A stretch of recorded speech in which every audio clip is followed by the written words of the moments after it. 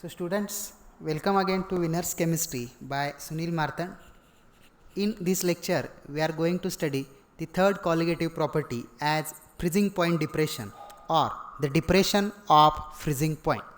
So here we are going to start with what is a freezing point actually. This is the colligative property which we are studying as freezing point depression. But before to freezing point depression, we must know what is a freezing point. जसं की तुम्हाला freezing पॉईंटची definition माहीत आहे. It is the temperature at which a liquid gets converted from this liquid state to the solid state. पण पुन्हा बघा, इथं देखील फ्रीजिंग पॉईंटची जी डेफिनेशन आहे ती आपण देणार आहे वेपर प्रेशरच्या फॉर्ममध्ये.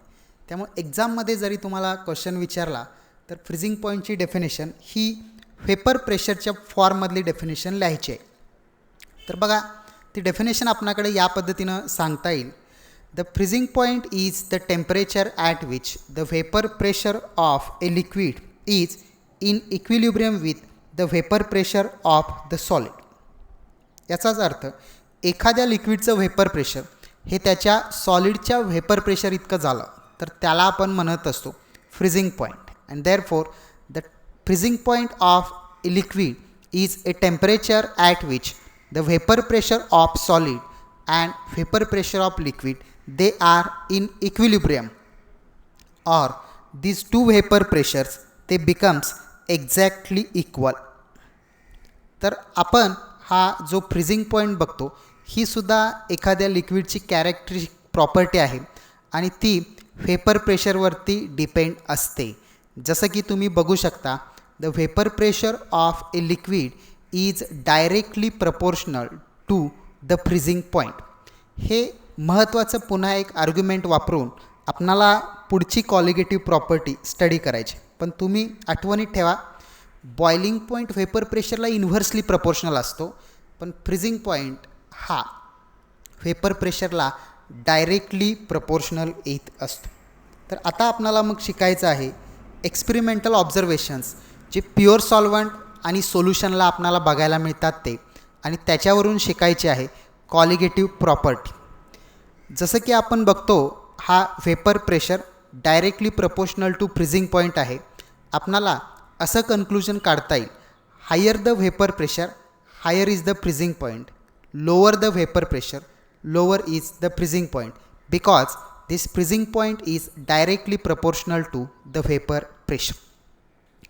तर आता आपण कॉलिगेटिव्ह प्रॉपर्टी समजून घेण्यासाठी let us consider a pure volatile solvent. And as we know that the pure volatile solvent always have high vapour pressure. If that pure volatile solvent is added with a non volatile solute, the vapour pressure of the solution is lower and hence solution always have the low vapour pressure. बघा, हे सगळं explanation आपण जसं दुसऱ्या colligative प्रॉपर्टीमध्ये शिकलेलो आहे अगदी तसंच आहे. मग आपण प्युअर सॉल्वंट आणि सोल्युशनचे फ्रीजिंग पॉईंट्स कशा पद्धतीनं आहेत ते बघूया. Let the freezing point of pure solvent be T0F. बघा, T0F हा प्युअर सॉल्वंटचा फ्रीजिंग पॉईंट आहे. इथं T टेम्परेचरसाठी, F आहे आपल्याकडं फ्रीजिंगसाठी, आणि नॉट जेव्हा आपण यूज करतो ही प्युअर सॉल्वंटची प्रॉपर्टी येत असते. Similarly, the freezing point of solution is TF. Again, T stands for solution temperature, F for freezing. मग या ठिकाणी पुन्हा आपण बघितलं तर आपणाला सॉल्वंट आणि सोल्युशनचे फ्रीजिंग पॉईंट्स कशा पद्धतीने आहेत ते देखील बघायचं आहे. As we know that the vapour pressure is directly proportional to the freezing point, therefore pure solvent have the higher vapour pressure. आपल्याला लक्षात येईल, बघा, प्युअर सॉल्वंटचं वेपर प्रेशर हाय आहे, त्यामुळं त्याचा फ्रीजिंग पॉईंट देखील असतो हाय. आणि प्युअर सॉल्वंटमध्ये नॉन होलाटाईल सोल्यूट ॲड केल्यानंतर जसं की सोल्युशनचं वेपर प्रेशर लो होतं, म्हणून सोल्युशनचा फ्रीजिंग पॉईंट देखील आपल्याकडं लो आहे.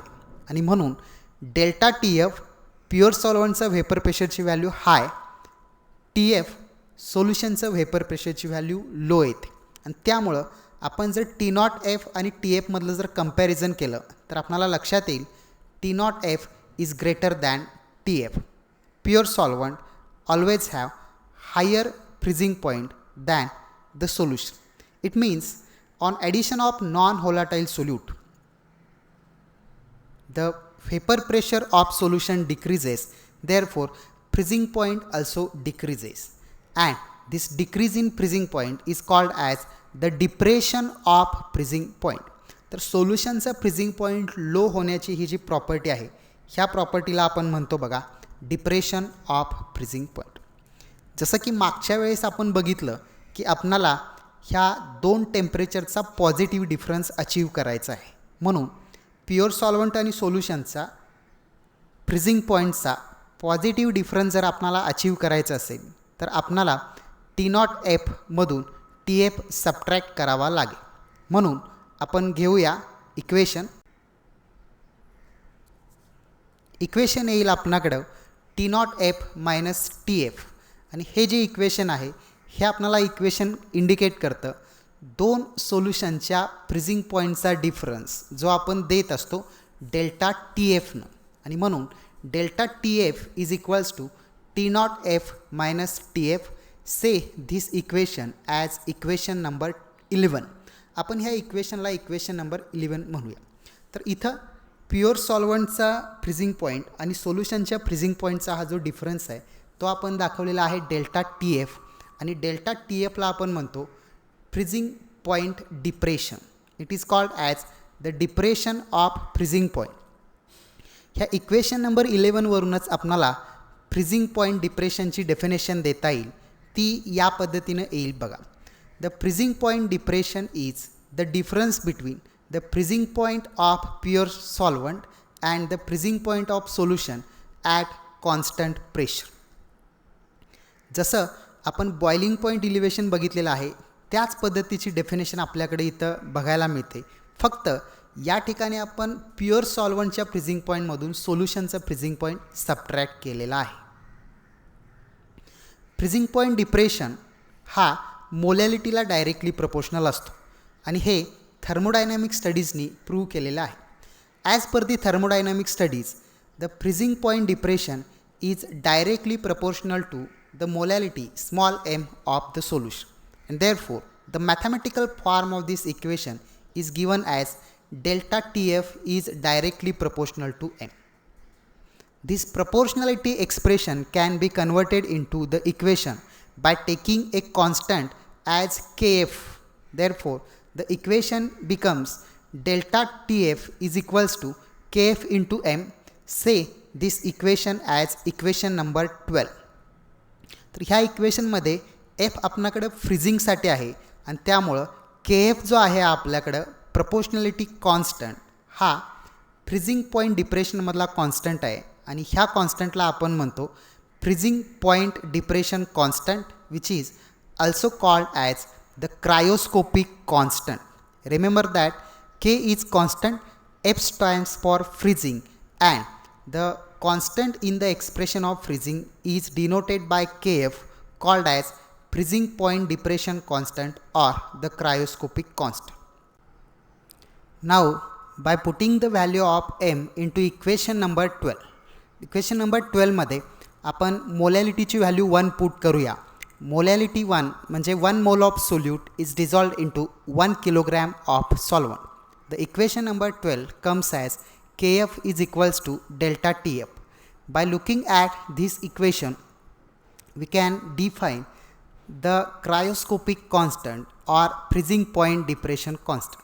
बघा Kf is equals to delta TF आपल्याला इंडिकेट करतं depression of freezing point is exactly equals to the cryoscopic constant, and hence the cryoscopic constant is defined as the depression of freezing point produced when the molality of the solution is 1, or the depression of freezing point produced when 1 mole of solute is dissolved into 1 kilogram of solvent. Again, from that equation number 12, we can have the equation as Kf is equals to delta TF divided by m. And by knowing this equation, we can have the unit of Kf. आपल्याकडं unit of Kf आहे. तर unit of Kf आपल्याकडे unit of delta T F divided by unit of M. आणि जसं की आपण मागच्या colligative प्रॉपर्टीमध्ये बघितलेलं आहे, unit of T F temperature as kelvin, unit of molality moles per KG, and hence the unit of cryoscopic constant is same as the ebullioscopic constant kelvin kilogram per mole. तर इथं तुम्हाला हे लक्षात येईल की इबिलोस्कोपिक कॉन्स्टंट जो आपण boiling पॉईंटमध्ये शिकलेला आहे तो, आणि या ठिकाणी जो आपण बघतो क्रायोस्कोपिक कॉन्स्टंट, दोघांचंही युनिट सेम आहे. फक्त बॉइलिंग पॉईंटमध्ये आपण बी हा सिम्बॉल यूज केलेला आहे, के बी डेल्टा टी बी. या ठिकाणी फ्रीजिंग पॉईंट डिप्रेशनमध्ये के एफ आणि डेल्टा टी एफ आहे. Now we have the last part for the depression of freezing point or freezing point depression as the determination of the molar mass of the solute. जसं की प्रत्येक colligative प्रॉपर्टीचा वापर करून आपण सोल्यूटचं molar mass determine करतो, तर त्यासाठी बघा आपण फ्रीजिंग पॉईंट डिप्रेशनचा वापर करून देखील सोल्यूटचं मोलार मास डिटरमाइन करूया.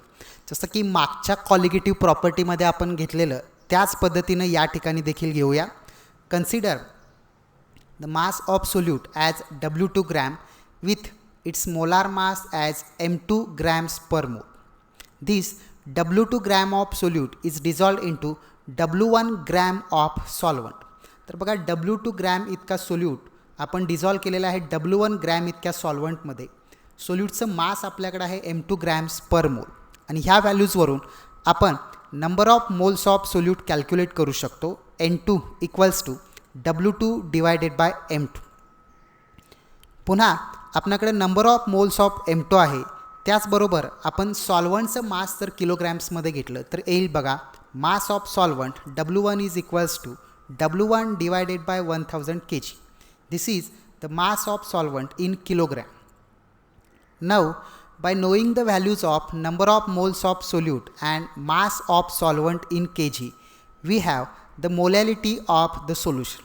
आणि म्हणून आपण सोल्युशनची मोलॅलिटी स्मॉल एम कॅल्क्युलेट करू शकतो, जी येईल बघा आपल्याकडं number of moles of solute divided by mass of solvent in K G. जसं की आपल्याकडे नंबर ऑफ मोल्स ऑफ सोल्यूटची व्हॅल्यू वरती आहे N2 equals to W2 divided by M2, आणि मास ऑफ सॉल्वंट इन किलोग्रॅम आपल्याकडे W1 डिवायडेड बाय 1000 आहे.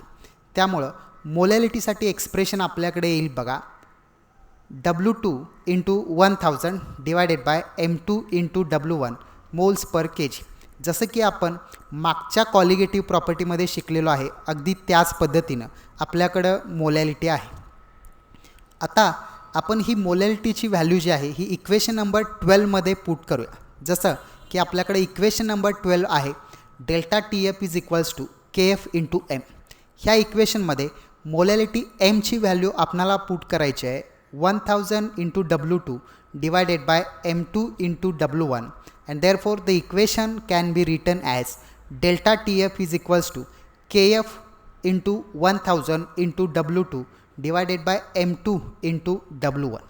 ह्याच इक्वेशनवरून आपण molar mass of solute M2 calculate करू शकतो, आणि त्याच्यासाठी एक्सप्रेशन आपल्याकडे येईल M2 equals to 1000 into KF into W2 divided by delta TF into W1. By knowing the values of KF, W2, delta TF and W1, the molar mass of solute is determined very easily. तर बघा ह्या values घेऊन आणि depression of freezing पॉईंटच्या मदतीनं आपण सोल्यूटचं molar mass calculate करू शकतो.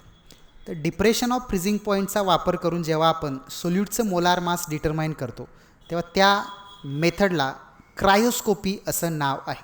जसं मागच्या वेळेस आपण इबिलोस्कोपी बघितलं तसं ह्या प्रोसेसला आपण क्रायोस्कोपी असं म्हणतो. तर याच्यानंतर आपण आपल्या नेक्स्ट व्हिडिओ लेक्चरमध्ये ह्या M2च्या फॉर्म्युल्यावरचे न्यूमरिकल्स घ्यायचे आहेत. तर यासाठी तुम्ही हा फॉर्म्युला नोट डाऊन करून ठेवा. In the very next lecture, we are going to study with the numericals of this freezing point depression. Thank you, students.